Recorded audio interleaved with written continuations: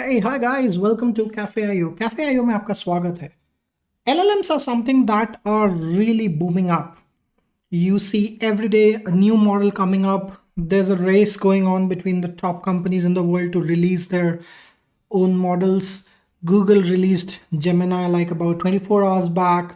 It's arguably better than GPT-4, and who knows, what might be the next thing in this space.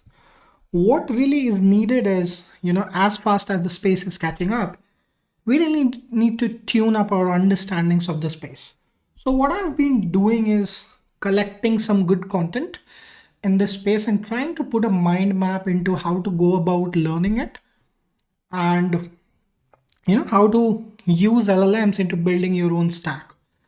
So this is a really beginner friendly mind map and goes and matures to a little bit of advanced level conversations. What I'm trying to do is, keep updating this as things progresses and, as I find more relevant information. So it's not like a very structured mind map. You'll see some crossovers and stuff like that. But this is open for you to consume. Feel free, make a comment if you want to make something change. If you find something better than I have captured, please do suggest and I'll update it for everyone. So think of this as more of an exercise for helping and supporting the community and learning LLMs. All right. So what I've done is this is the mind map, and there's quite a few elements into this. So we'll talk about every one single one of them in detail, and also share some of the links. I don't want to go over all the links right now and bore you and make the video a longer one, but just we'll glance through some of them. So the first link or the first part of the stuff is if you want to do courses, I think deeplearning.ai is really coming up some of the good ones out there. These are really short courses. I've tried to reduce the time spent on it, so you can probably finish any or each of these within a few days. So you don't end up spending, end up committing a lot of time and not finish it. So these are all short courses from deeplearning.ai, and we'll probably just open up one of them and show you how it looks.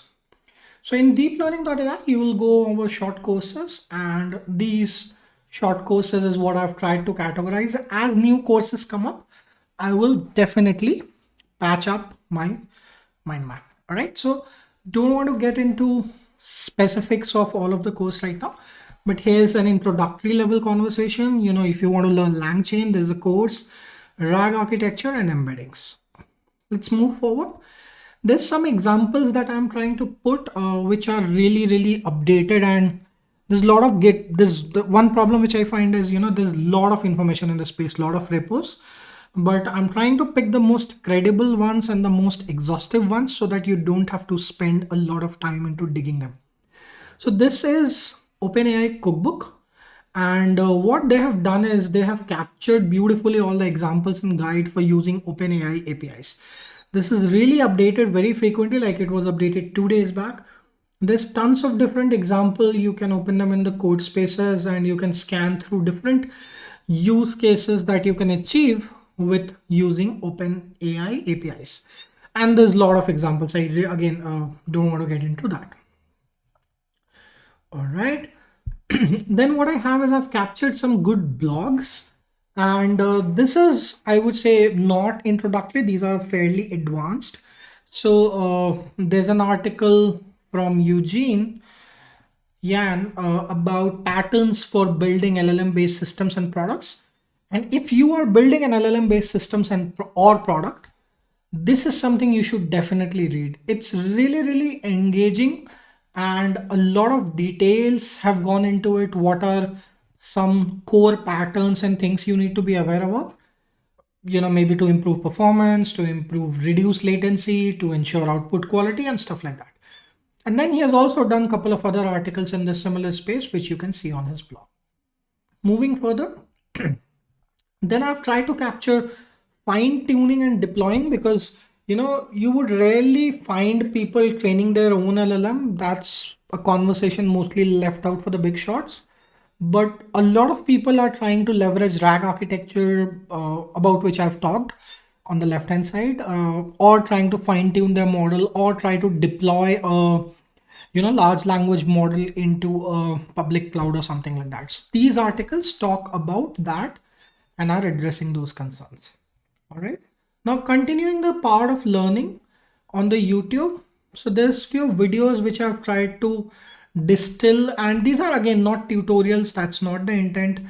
So the first two videos are from Andres, and just amazing. I think if you want to watch only one, definitely watch the second video. Very, very uh, detailed and condensed. I think you might have to watch it a couple of times to be able to get it completely. I had to for sure. The next two or three videos are more talking about attention mechanisms and the math behind attention and the transformers model, kind of going a further back, taking a step down, and trying to understand what these models are. And finally, how do you create a large language model from scratch? This is not, I would say, it gives you a good idea of the process, but don't really assume that you are going to be able to build an LLM using this.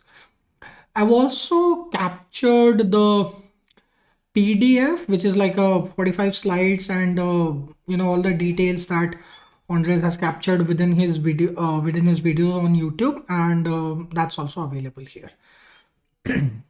All right, moving further. On the left hand side, what I've done is, I've stuck some images, I've pasted some images.